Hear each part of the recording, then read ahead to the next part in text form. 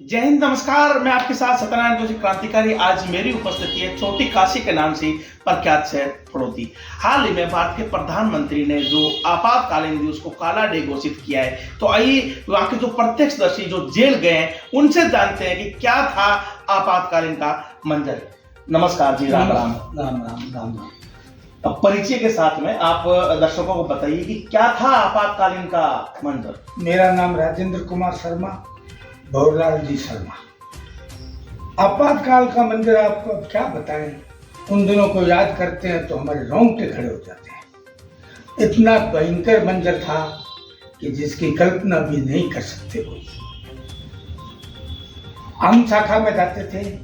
1975 को इंदिरा गांधी ने जब इमरजेंसी लगाई तो बड़े बड़े नेताओं को अंदर डाल दिया गया, उनको बहुत प्रताड़ना दी गई और उनके साथ बहुत बुरा व्यवहार किया गया। हमें भी कुछ समय बाद पैम्पलेट वितरण का ऊपर से आदेश आया कि आप इंदिरा गांधी के अघोषित आपातकाल के खिलाफ मोर्चा खोलें। तो हमने फलोदी में छुप छुप के पैम्पलेट बैच वितरण करते, गायब हो जाते। जब मौका मिलता फिर पैम्पलेट वितरण करते, गायब हो जाते। हम घर से भूमिगत रहे थे। 15-20 दिन बाद फिर पैम्पलेट आते, हम उसको वितरण करते और फिर गायब हो जाते। ऐसा करते करते करीब 2.5 महीने बीत गए। हमने जो यातनाएं झेली वो हम जानते हैं या हमारा ऊपर वाला जानता है। उसके बाद हमें ऊपर से निर्देश हुआ कि अब आपको आंदोलन करना है। तब हमने सब फिर दोबारा हम काफी लोग इकट्ठा हुए, 7-8 लोग थे हम उस वक्त। उन सबका अलग अलग इलाकों में पैम्पलेट वितरण का कार्य था। वो करते थे, भाग जाते, करते भाग जाते। क्या आपातकालीन में क्या क्या करते थे आपके साथ? क्या सरकार ने या उनके अधिकारियों ने क्या क्या किया है? उस वक्त क्या था कि हमें जोधपुर से पैम्पलेट आते।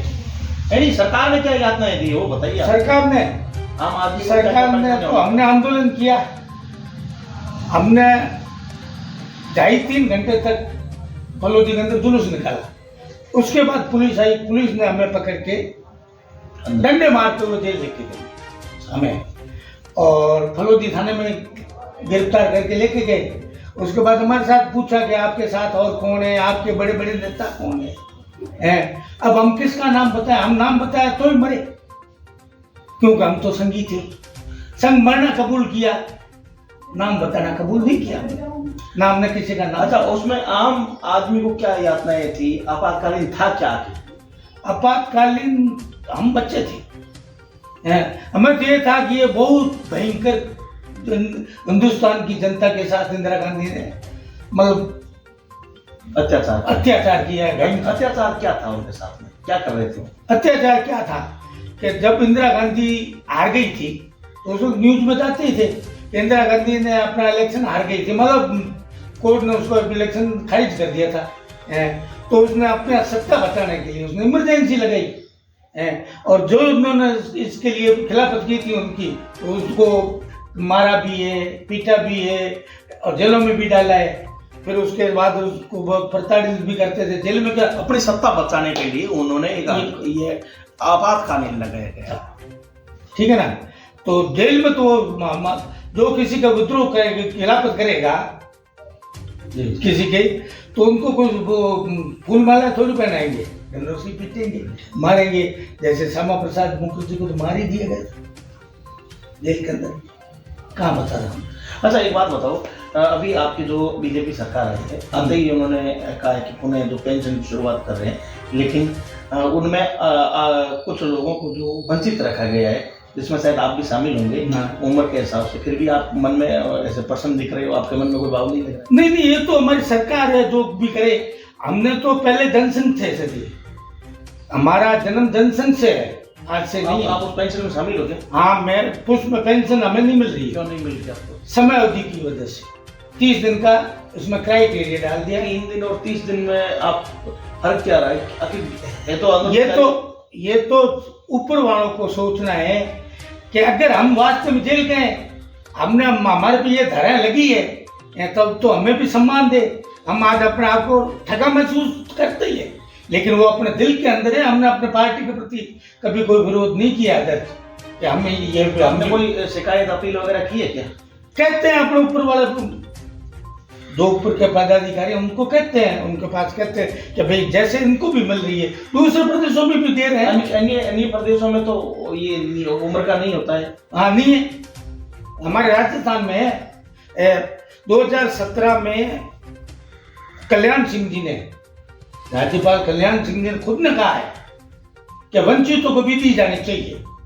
तो हमें तो आस लगी है, देंगे तो इनका भला, नहीं देंगे तो भी इनका भला। हम तो पार्टी के साथ खड़े हैं, खड़े रहेंगे। कांग्रेस को तो दिल से खत्म करके निकालना है। आप स्वाभिमान से समझौता नहीं करेंगे? बिल्कुल स्वाभिमान से समझौता कभी नहीं करेंगे। ऐसे फड़ौदी में कितने लोग हैं आपके दो आपकी तरह है वो? उस वक्त हम 8 जने एक साथ थे। सबसे पहले नारायण जी गिरी, वो पैम्फलेट वितरण करते हुए गिरफ्तार हुए। कोई किधर बैठते थे, कोई किधर बैठते थे। जो पुलिस के हाथ लग गया वो, और जो भाग गए वो चले गए। तो उसके बाद हम 7 जनों ने एक साथ आंदोलन किया था। हम 7 लोग थे जिनकी एक ही तारीख को एक ही समय गिरफ्तारी, एक भी आंदोलन करके हमने गिरफ्तार न कि हमें घर से गिरफ्तार किया गया। अब एक संगठन भी है, क्या नाम उसका? लोकतंत्र रक्षा संगठन।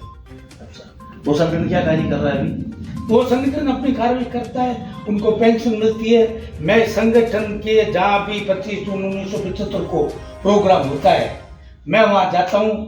इवन कि मैं दिल्ली तालकटोरा मैदान में भी हुआ था 2017 में, मैं वहाँ गया, मेरी वहाँ प्रेजेंटेशन है। मुझे पेंशन नहीं मिलती है, फिर भी मैं संगठन के प्रति वफादारी निभाता हूँ और निभाता रहूंगा। आप देख सकते हैं कि जो एक आपातकालीन जो एक इंदिरा गांधी ने लगाई थी उसमें किस प्रकार लोग शोषण के शिकार हुए थे, किस प्रकार लोगों के साथ अत्याचार हुआ था। और वो मैं आपको ये भी स्पष्टीकरण दे दूं कि वो उस समय भी शिकार हुए थे और आज भी इन सरकारी नुमाइंदों के शिकार हो रहे हैं, क्योंकि यहाँ पेंशन का इन्होंने कह तो दिया लेकिन उसमें भी नियम और कायदे डाल दिए। और नियम और कायदों में जब बात हम सिस्टम की करते हैं कि अगर एक दिन भी कोई अगर आपातकाल में जेल गया है या 30 दिन गया है, वो जेल तो गया ही है। क्योंकि अभी वर्तमान में भी हम देख रहे हैं अगर एक कोई नॉर्मल धाराएं लग जाती है तो आपको सरकारी किसी भी सिस्टम में, चाहे मैं आपको गन लाइसेंस कहूँ या विदेशी वीजा कहूँ, तो वो आपत्ति आ जाती है। तो अगर सिस्टम में अगर ये चीज काम करता है तो एक दिन में और 30 दिन में आपको ये कितना अंतर लगा है। और ये लोग अपने आप कह के या विरोध नहीं करते, लेकिन इनके दिल में तो ये भावनाएं जरूर है। मेरा राजस्थान सरकार से और प्रशासन से करबद्ध निवेदन है, इन लोगों को आप न्याय दें, इनके साथ वास्तविकता में न्याय का व्यवहार करें। ये इस प्रकार से आप इन लोगों को मायूस नहीं करें, क्योंकि आने वाले समय में आपको ऐसे क्रांतिकारी नहीं मिलेंगे। क्योंकि इस प्रकार जब नाबालिग अगर कोई बंदा है और वो क्रांति की ओर आगे बढ़ता है तो क्या अगर वो बलिदान दे देता है तो क्या उस बलिदानी का बलिदान व्यर्थ जाएगा? उस समय वो अपना जिस समय क्रांति लाता है तो अपने डॉक्यूमेंट के ऊपर ध्यान नहीं देता है कि मैं 18 साल से मेरी उम्र इतने दिन कम है। वो जोश, जुनून, जज्बा और संस्कारों के साथ आगे आता है। पुनः प्रशासन से निवेदन है इनकी ओर अपना ध्यान दे। जय हिंद, जय श्री राम।